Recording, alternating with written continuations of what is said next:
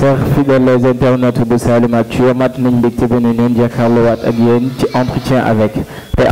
avec ñu ngi ci diwaanu Alaaji Pathé ñëw seet ci un jeune dynamique ñu gën koo xam ci Florian Diatta di ko bàkkee le futur maire de Kër Massar waaye tamit président de l'association Wallu Suñu Gox de Kër Massar. À chaque fois dama leen koy wax entretien avec mooy l'émission phare émission bi nga xamante ni moom mooy boole utile ak l'agréable rien que pour vous servir chers fidèles internautes de Saloum Actu waaye laata loolu damay jox sama invité kàddu gi mu nuyonteeg askanu Alaaji Pathé ñu koy seetaan à travers Saloum Actu Florian ginnaaw bu ma la nuyoo ma bàyyi la nga nuyonteeg àddina ñu lay seetaan. Merci beaucoup Rachid. Asalaamaaleykum waa Kër Massar asalaamaaleykum waa Alaaji Pathé. maa ngi nuyu ku nekk sa tur ak sa sant di fekk ku nekk fi nga toog rek jox la loxo donc man la seen serviteur Florian Diatta dëkk fii ci Alaaji Pathé voilà nekk président association Wallu Suñu Gox bu Kër Massar te di leen di dalal fii au niveau de Alaaji Pathé Rachid. ñun ñoo ko déggandoo moom Florian Diatta loolu la nuyoowee nuyu waa Alaaji Pathé nuyu tamit askan bu faree ci diwaanu Kër Massar waaye tamit dama leen di wax chers fidèles internautes moom mooy contrôleur qualité en agroalimentaire en plus maîtrise en environnement et développement durable moom mooy Florian Diatta ci wàllu woowee la xarañ waaye tamit moom mooy njiital association Wallu Suñu Gox bu diwaan bu Kër Massar d'abord kan mooy Florian Diatta. Florian Diatta dafa nekk benn jeune épris de connaissance benn jeune bi nga xamante ne averti des enjeux de l'avenir bëgg a jóg xeex ngir li nga xamante ne mooy askanam Florian Diatta dafa nekk benn jeune bu nekk fii Kër Massar dëkk fii il y a plus de 20 ans de cela gis li fi am neexu ko xam ne mën na évoluer te ba tey demul mu jël avenir am en main bëgg a ànd ak li nga xamante ne mooy jeunesse bi doxal ko kooku mooy Florian Diatta. suñ ko déggee muy wax dinañ xam ni ndaw bu bëgg ko xam la waaye tamit ndaw bu déterminé wu la ci diwaan bi di Kër Massar pare pour liggéey li nga xamante ni moom mooy askanam. Florian Diatta vous êtes le président comme ni ma ko waxee woon de l'association Wallu Suñu Gox bu diwaan bu Kër Massar ani lan mooy biwu association boobu dans cette commune li waral nga samp bi la association. effectivement man maay président association Wallu Suñu Gox association Wallu Suñu Gox boo xoolee idéologie bi. dafa di benn association boo xamante ne dafa regrouper ay jeunes en majorité de jeunes mais quand même bàyyi ñu benn couche am na ay mag yu ci ne suñuy papa yaa ngi foofu suñuy yaay mais l'objectif au fait de l'association Wallu Suñu Gox c'est que jeunesse bi ci boppam mu jël avenir am en main mooy lan dañoo gis ne depuis 1960 ba léegi ñun jeunesse bi politique de jeunesse ni ñuy def ba jëmmal jeunesse kanam dañ koy délégué ak ñi nga xamante ne ñooy les vieux et tout te ba tey dara doxul plus de 60 ans de cela maintenant ren ñu ne ñun jeunesse bi nekk Kër Massar fi lañ koy commencer parce que dina étendre jëm Sénégal incha allah mais jeunesse bi nekk Kër Massar ñu woo leen ci li nga xamante ne mooy association Wallu Suñu Gox pour ñu jóg ensemble ñu boole suñuy doole pour teg ay projets yi nga xamante ne ñun jeunesse bi dañ ciy gis suñu bopp te incha allah dina avancer looloo waral association Wallu Suñu Gox mu taxaw. fokk naa askanu diwaan bu Kër Massar ñun ñoo dégg li nga xamante ni moom ne Florian Diatta wax na ko ci li waral mu teg association boobu ñu dippee ko Wallu Suñu Gox waaye tamit damay dégg askan bu faree ci diwaanu Kër Massar di la bàkkee le futur maire de Kër Massar pourquoi slogan boobu noonu ñu la koy bàkkee yow yaay kan ci diwaan bu Kër Massar ba tax ñu lay bàkkee le futur maire bu Kër Massar. bon mun naa ne simple nit laa nit ñi ñoo ma koy bàkkee quand même. mais tamit dama koy nangu parce que boo nekkee jeune nga am ambition nekk jeune bu ambitieux nekk sa gox di liggéey ba ñu bàkkee la yenn tour yi yaakaar naa ni loolu ndam la rek mais tamit du ñu dormir sur nos lauriers dañuy jóg liggéey wane ko sur le terrain futur maire du loo xamante ne benn slogan la comme ça bu jógee x ni ilo non nit ñi ñoo koy wax parce que dañoo gis peut-être benn leader bu taxaw buy waxtaan ak jeunesse bi benn leader bu jeune buy taxaw pour li nga xamante ne mooy mairie bi mu jóg xeex pour jot ko pour li nga xamante ne mooy la jeunesse nu mu tuddati de Kër Massar en particulier mais en général la jeunesse sénégalaise parce que tey lu ñuy waajal fii nii bu demee ba réussir dina law au niveau du Sénégal te yaakaar naa ni loolu la ñu war a réussir défi boobu noonu la ñun la ñu war a réussir muy yow Rachid muy man Florian muy keneen ak i keneen il faut ñu retrouver sur un même objectif ñun ñi nga xamante ne ñooy la jeunesse ñu retrouver sur même objectif xool naka la ñuy def yan voies et moyens la ñuy mettre sur place pour à ce que la politique de la jeunesse bi nga xamante ne dafa ndërmeelu au niveau de Kër Massar ñu jëmmal ko de telle sorte que suba bu ñuy wax Kër Massar ñu ne ah Kër Massar ay jeunesse yu responsable ñoo fa nekk ay jeunesse yu mën a doxal ñoo fa nekk ay jeunesse yi nga xamante ne tey war nañ leen mën a jox réew mi ñu doxal ko parce que ay jeunesse yu consciente ñoo fi nekk. Monsieur Diatta ba tey ci jeunesse yi boobu noonu la ñuy dese ni ndax kat dégg nañ ni askan wi kàdduk askan wi la yore fii ci diwaanuk Alaaji Paate ba tax boo ko déggee muy wax rek da nga xam ni fépp fu ndaw nekk war nga jël ci moom référence rawatina ndaw yi faree ci diwaanuk Alaaji Paate ba tey ci jeunesse boobu noonu la ñuy desandi ana ban place la jeunesse war a occuper ci wàllu làngum politique ndax léegi gis nañ ni ndaw yi ñoo ëpp ci làngum politique ba tax na da nga ciy gis ay ndaw yu diplômé mais buñ demee ba ci njëlbéen jël ndombal tànk jox ko ki ñu koy jox dañuy jël jeunes yëpp beddi leen ana lan mooy expliquer mbir moomi la. xam nga loolu dafa dem ba nga xamante ne ñun jeunesse bi parce que formation dafa des damay tàmm di plagier ki nga xamante ne mooy Cheikh Anta Diop bokk na ci samay référence mu ne la jeunesse yaakaar naa la koy wax mu ne armez-vous de science jusqu'aux dents car à connaissance égale seule la vérité triomphe ñun fii nii au niveau de Kër Massar ñun la jeunesse sénégalaise nañu jàng wax naa ko ñetti yoon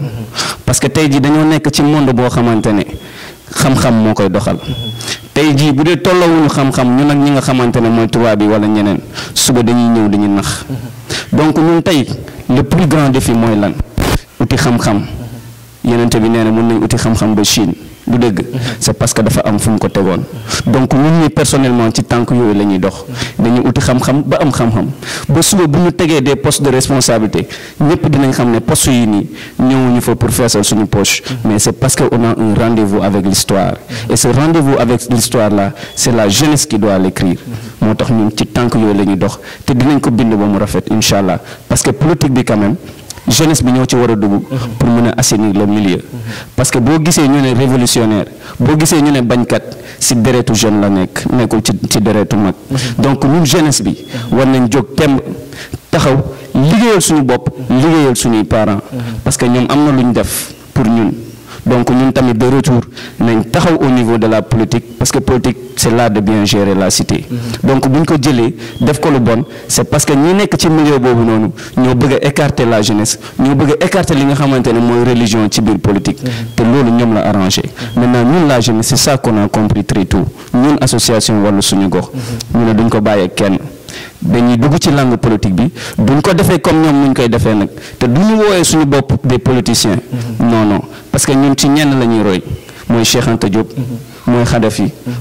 mooy Thomas Sankara ci ñooñu la ñuy roy te yaakaar naa ñooñu kuy roy si ñoom lii rek nga mën a def dëgg nga mën a dawal justice nga mën a dawal vérité nga mën a dawal ay personnes yu intègre ñoo ciy nekk ci li nga xamante ne mooy association bi parce que ñun qualité la ñu bëgg et non la quantité te ci yooyu la ñuy dox ba incha allah di ñaan li nga xamante ne mooy échéance yi di ñëw yàlla may ñu ci ndam ñu doxal ba Kër Massar émergence bu ñuy wax Sénégal ñu commencé ko ici au niveau de Kër Massar et c'est fort possible tant que la jeunesse def nañ benn.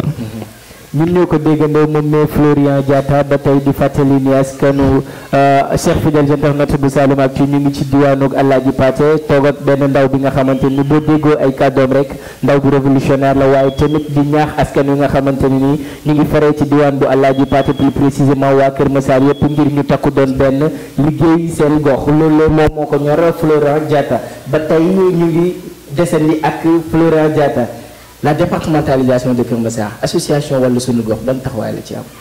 au fait départementalisation man damay dellu si waat peut-être ci li nga xamante ne moo sabab départementalisation bi ngeen jéggal ma tuuti parce que bu ñu fàttalee ko année bi passée 2020 peut-être antérieur na loolu mais date phare ñun bu ñu jàpp au niveau de l'association mooy le 17 septembre ba Macky Sall ñëwee fii Sénégal nu mu tuddati au niveau de Kër Massar ci li nga xamante ne mooy problème inondation yi donc dañuy teg foofu suñu tànk ba mu ñëwee ñett la bàyyi fii au niveau de Kër Massar ñett yooyu mooy lan mooy li nga xamante départementalisation de Kër Massar mooy li nga xamante ne ñu bàyyi jaay suuf si nga xamante ne bon dans des zones non aedificandi mooy naturellement inondable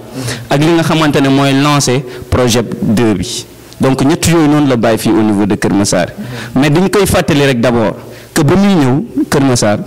l'objectif carrément c'était pas de créer comment dirais-je un département au niveau de Kër Massar objectif sa visite ici ñun ñu ko jàppee mooy lan dafa ñëw pour régler une situation bi fi newoon mooy lan inondation yi mbënn mi te ba tey rien n'a changé ba tey gisaguñu dara loo xamante ne fees na suñu bët donc ci loolu lañ koy njëkk a interpeller balaa ñuy dugg ci départementalisation parce que domaine boobu c'est trop politique alors que ñun li nga xamante ne loolu la askan wi soxla ci loolu la ñuy taxaw teg ci tànk donc inondation yi ñoo ngi ñëwaat ñu ngi koy interpeller moom en tant que président de la République li ko taxoon ñëw fii Kër Massar na ko mottali d'abord donc bu ñu ñëwee ci li nga xamante ne mooy départementalisation bi du ñu def dara lu dul rafetlu ko parce que tamit quoi qu'on dise Kër Massar toll na population boo xamante ne mënatuñu bokk ci li nga xamante ne mooy département de Pikine parce que weesu nañ li nga xamante ne mooy commune te dañ koy waxante dëgg boo jëlee acte 3 de la décentralisation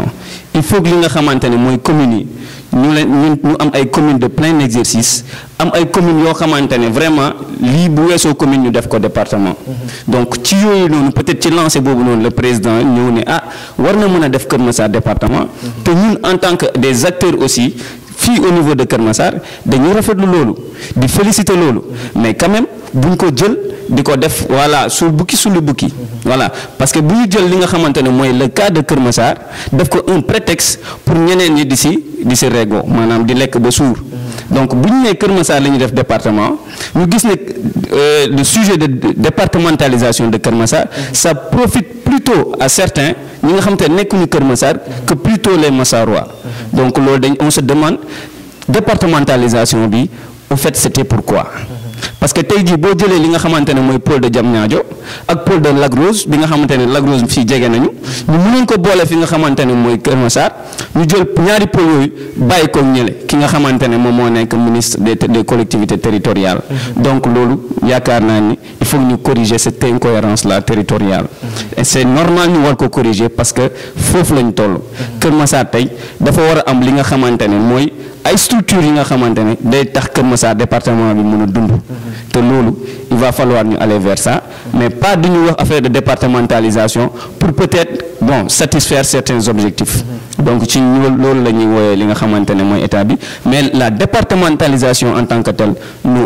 on est 100% pour parce que on n'est pas quand même des nihilistes on pose bon des questions quand même mais duñu ay nihilistes bu ñu gisee lu rafet dañ koy wax bu ñu gisee lu ñaaw tamit dañ koy wax. kon moom moo yore kàddu ndaw ñu fare ci diwaanu Alaaji Pathé rawatina bu Kër Massar nee nañu on est pour la départementalisation de Kër Massar waaye tamit ci li nga wax sànq la ñuy descendi mu mel ni askan wu Kër Massar ñu ngi dund actuellement jafe-jafe yu tar ci wàllum travaux yi nga xamante ni ñu ngi ko fii amal en même temps wax nga tamit inondation yi nga xamante ni nemmeeku woon nañ ko fi ci nawet bi la passé te ñu ne pont bii nii on a 6 mois la war a durer mu mel ni mbir moomee lu ñu nar a politiquer la te fàtte nañ ni askan wi faree fii nii dundoon nañ daaw lu taratar ndax yéen a ngi bàyyi xel mbir moomee ne ñu ngi ci bàyyi xel bu baax parce que boo nekkee un acteur quand même nga gis certaines situations au niveau de Kër Massar c'est normal di nga alerter te dina def un tic ci sa bopp ñun tey jii ci suñu lancé boobu noonu bokk nañ ci benn association boo xamante ne ñoo ngi doon lutter contre li nga xamante ne mooy occupation anarchique bi ba jot a def marche ba li nga xamante ne ñëpp yëg nañ ko au niveau de Kër Massar au niveau du Sénégal li nga xamante ne mooy autopont bu ñuy waaj a defar nii on est pour ay autopont mais d'abord il faut une concertation avec la population te loolu moo manqué dafa amul concertation Massar waaye dañoo xëy rek du jour au lendemain ñu gis ne fatt nañ woon ni def nañ ni personne ne s'est préparé à cela waaye alors que c'est pas du tout normal dafa am benn travail en amont boo xamante ne ñoom seen service yi waroon nañ ko def parce que tey jii bu ñu consulter woon les transporteurs dinañ leen xamal ni sens bu ñu defee autopont bi c'est pas le bon sens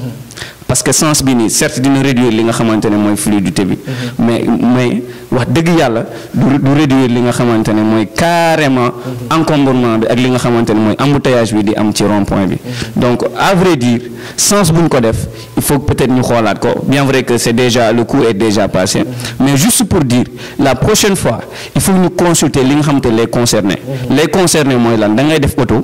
autopont ñan ñoo ciy daw ay auto ñoo ciy daw demal ni nga xamante mooy association des transporteurs nga waxtaan ak ñoom jël seen avis bu ko defee nga xool nan ngay defee sa autopont population bi nga xamante ne tamit population buy impacté la nga dox ci seen biir waxtaan ak ñoom ba suba ñu mën a comprendre concept bi xam naka la ñuy def mais ba tey non seulement problème de fluidité am na au niveau du rond-point mais tamit problème de sécurité am foofu noonu parce que affaire bi dafa xat léegi ba xat de telle sorte que benn voie la da ngay may sa morom jàll mais foofu noonu à une certaine heure mais agression yi foofu noonu tout li ma kenn du comprendre parce que y a beaucoup d'agressions il y a beaucoup de vols au niveau du rond-point donc nañ dox ci loolu bu ñu demee ba fattu yoon yi ba mu am une seule voie nañu jël ay mesures de sécurité ñu teg ko foofu sur place te mesures de sécurité yooyu noonu dama si ñëwaat parce que Kër Massar amul sécurité ba pare ñu am li nga xamante benn poste de gendarmerie alors que c'est pas du tout normal parce que norme yi lu ñu wax norme internationale yi lu ñu wax benn policier sur 1000 habitants mais nous on est combien Kër Massar on est 700 000 heureusement qu'on n'est pas 700 millions on est 700 000 tu vois donc Kër Massar il faut tamit ñu xoolaat point boobu noonu côté sécuritaire parce que mënoo na yow 15 agents nga fi am wala moto sax 20 agents pour 700 000 habitants donc c'est paradoxal il va falloir qu'on corrige quand même certaines incohérences te ñun ci yooyu la ñuy interpeller li nga xamante ne mooy suñu autorités yi pour wax leen ne du ci côté boobu kese bu leen neexee ñu dugg ci côté santé parce que benn centre de santé lañ fi am te benn centre de santé organisation mondiale de la santé dafa wax ni benn centre de santé dafa war a couvrir li nga xamante ne mooy 50 000 habitants on est combien donc il nous faut combien de centres de santé ici à Kër Massar pour li nga xamante couvrir ñun suñu population donc il nous faut à peu près 8 à 10 centres de santé comme bi ngeen gis nii pour mën a couvrir la population donc li nga xamante ne dafa manqué fii au niveau de Kër Massar dafa bëri te ñun on n'est pas des opposants bu ñu opposé wu pour opposé wu donc ñun on se pose des questions on n'est pas des nihilistes c'est des questions qu'on se pose ñu bëgg ay réponses et là je pense que c'est totalement légitime donc on est des personnes averties on est une association très très avertie donc il y a certaines questions quand même dañ ciy dem en profondeur bu ko defee mën a gindi li nga xamante ne mooy askan wi. De retour sur le plateau ça chers fidèles internautes bu Saloum-Actu ba tey ñu ngi ànd ak Florent Diatta di le président de l'association Wallu Sunu Gox bu faree ci diwaan bu Kër Massar dégg nañu itam leeral yi nga xamante ni indi na ko à propos de nombreuses questions yi nga xamante ni askan wa faree ci diwaan bu Kër Massar ñu ngi ko doon posé waaye tamit Florent ci sa njorteelu wax ma dégg nga ni Cheikh Anta Diop le cas de Thomas Sankara entre autres ñoom ñooy sa référence ku dégg ñooñu xam ne ñooñu ay révolutionnaires lañ donc la malgouvernance qui règne dans ce pays depuis 1960 à nos jours am na ban système nga yaakaar ni moom moo war a changer lu ni mel. damay wax ni rek gis nga ñun dañoo am ay références au niveau du Sénégal am ay références au niveau de l'Afrique donc référence yooyu noonu dafa am benn système benn gouvernance politique bi nga tax boo tax bu ñu mettre en place de telle sorte que ñoom tey jii ñu am ay tur seen tur mën a dem ci kanam benn exemple rek laa lay jox bu ñu defoon tey la politique du Sénégal au Sénégalais d'abord bien vrai que am na ñoo xamante ne bon ils ne sont pas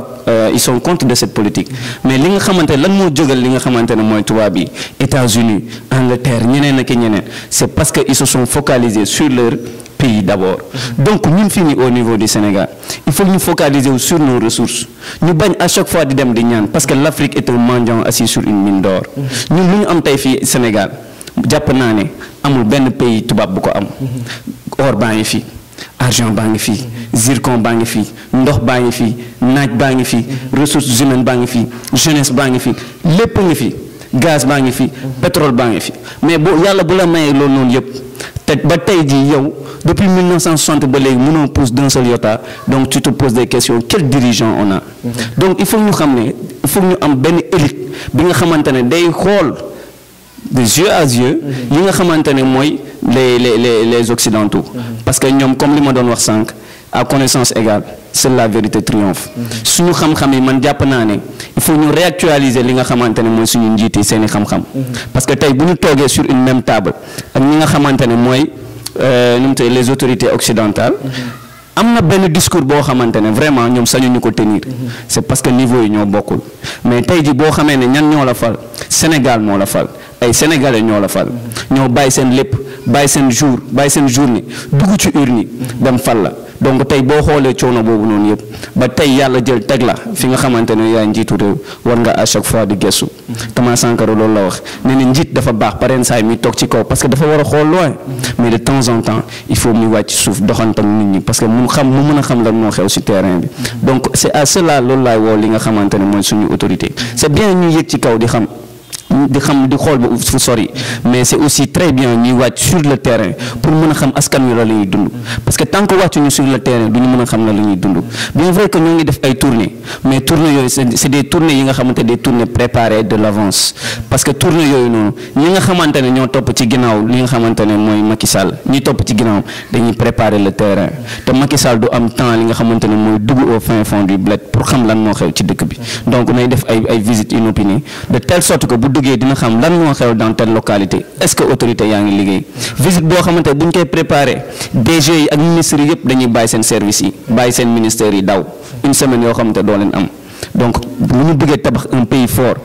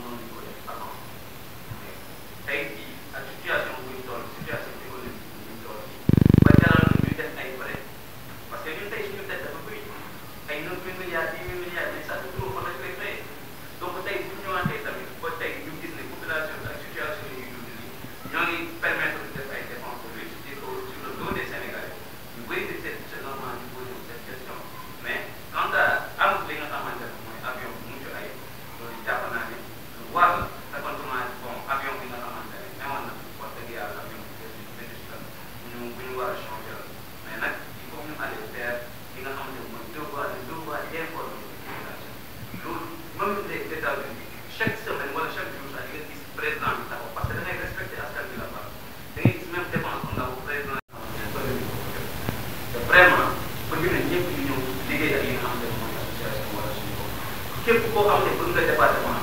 lu ñu wane sa bopp parce que dañoo am profilage pour ñi nga xamante ne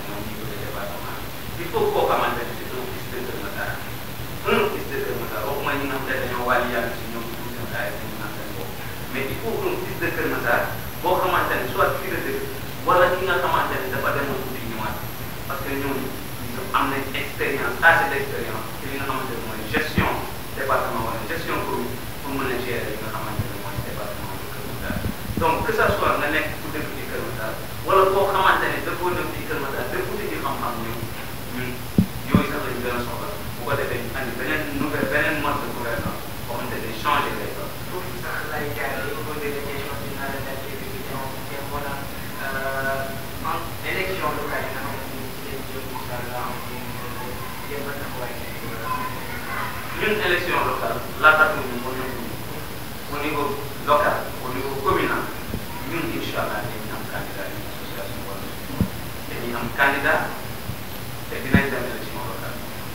en tant que président. wàllu Kër Massar ñu ñëw dégg ay kàddu yi nga xamante ni yëkkati na ko à travers la jeunesse waaye tamit di ñaax ñi nga xamante ni ñoom ñooy njëkk di pare ci bile gox tamit ñu ubbil na leen ay loxoom ubbil na leen it ak buntoom ngir ñu ñëw jàppale ko booster ko ngir yéene ak naaj bi nga xamante ni am na ko pour liggéeyal ko askan wi pare ci wàllu Kër Massar kàddu gi mujj bi la lay doon. kàddu gi mujj bi dama leen di remercier vraiment waa Saalum amuñu seen fay donc même boo benn jeune Florian une personne comme ça voilà ngeen ñëw interview ko jéem a xam lan moo nekk ci xelam parce que fi ngeen ne moom ngi toogal ba dina yóbbu benn daal donc seen flair boobu noonu ngeen am ba détecté li nga xamante ne mooy association wala suñu bopp ñu ngi leen di remercier di leen ñaanal tamit yàlla na li avancé jëm kanam lépp li ngeen seen ci seen liggéey ngeen am ko di wax ne rek man maa ngi tey di fédéré encore di remercier ñi nga xamante ne collaborateur de l'association wala suñu bopp aw ma seen fay heure bu nekk laa ñu heure bu nekk laa ñu sonal ñuy déplacé wu ñu bàyyi seen bépp tu vois donc aw ma seen fay on a des représentants partout ici à Kër Massar donc ñoo ñëw chaque fois ñi bombe atomique yi nekk ci Kër Massar bombe atomique yi nekk Kër Massar ci Sénégal seule une jeunesse mobilisée mooy li ñu donc nañ ko commencé ci Kër Massar jeunesse bi maa leen di woo ñu ñëw retrouver autour de l'association wala suñu bopp la personne de Florian na ñëw retrouver autour de cette association ñu liggéey suñu parents yi jàppale ñu dem jël li nga xamante ne mooy mairie jël li nga xamante ne mooy département wane l'exemple liggéey ko nag comme nu mu ko waxee liggéey ko comme nu mu ko waree liggéey ko comme Thomas Sankara nu mu ko doon liggéey ko comme Kadhafi nu mu ko naroon liggéey ko comme ki nga xamante ne mooy monsieur Cheikh Anta Diop noonu la ko war a liggéey Sénégal donc affaire boobu lañ am di lancer et je vous dis en parcourant la commune personnellement je me suis rendu que Kër Massar c'est une seule famille et une seule famille qui a un seul objectif c'est l'avancement de Kër Massar je dis à cette jeunesse n'ayez pas peur nañu affronter li nga xamante ne mooy ces compétences yu nekk ci au niveau de Kër Massar mën a proposer Kër Massar vers l'avant et c'est possible. mu ngi Florian Diatta ci ab ndaw révolutionnaire bi nga xamante ni mu ngi pare ci wàllu Alaaji Ba. bu ñu jëlee suñu dëkk bi ni jël département bi jox ko ñoo xamante ne sa waay seen jàng soriwul wala jox ko ñoo xamante ne sa waay seen xam-xam soriwul lii rek la ñuy jógal gis na Kër Massar tey mu mel booy génn di wax nu mu tëddee ci wax occupation anarchique ñu naan da ngeen ko wax booy génn di wax sécurité ñu ne da ngeen ko wax xamuñu les enjeux de l'heure ñoom politique la ñu xam donc vraiment ñun nañu xool benn ban profil la te ci loolu la ñuy dox te képp ku ñu jàppale ñun boo xamante ne yàgg naa ko di wax samay collaborateur mën na leen association wala suñu bopp mooy fal wala mooy fal gi nga xamante ne moo ci ñoo nekk incha allah te loolu maa leen ko wax tey di ngeen gis ici les jours à venir incha allah te di lancer un appel à la population massaroise à la jeunesse de Kër Massar di lancer suñu parti un message suñu yaay un message di leen wax ne rek li nga xamante ne mooy tey dugg na association wala suñu bopp seen doom yi nekk ñëw leen ngeen pour seen doom parce que tey dafa am beneen attelage bu ñuy defar dafa am beneen vision bu ñu mettre sur place pour li nga xamante ne Kër Massar te loolu ñun jeunes yi kese mënuñu ko def sans le soutien de nos parents jeunes yi jeunesse bi tamit nañu jóg jàng nañu jóg jàng pour mu am ak population bi nga am rapport bu rafet na loolu mën a nekk donc tey lan moo fi am bu ñu defee dara c'est au nom de la population parce que seul le peuple est souverain dañ koy wax suñu constitution donc il va falloir tey lépp looy def nga intégrer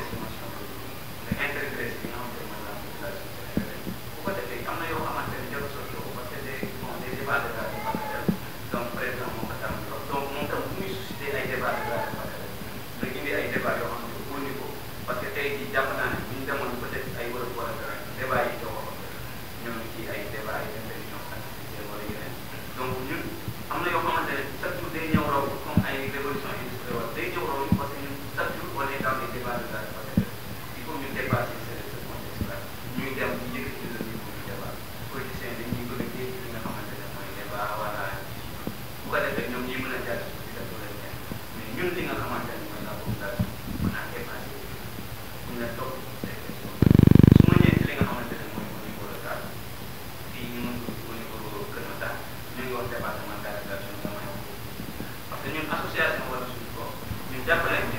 département bi kenn du ko daan dépassé nañ ñu commune de te pourtant mënoon nañ def leneen ñu ngi jëm dinañ wax résultat si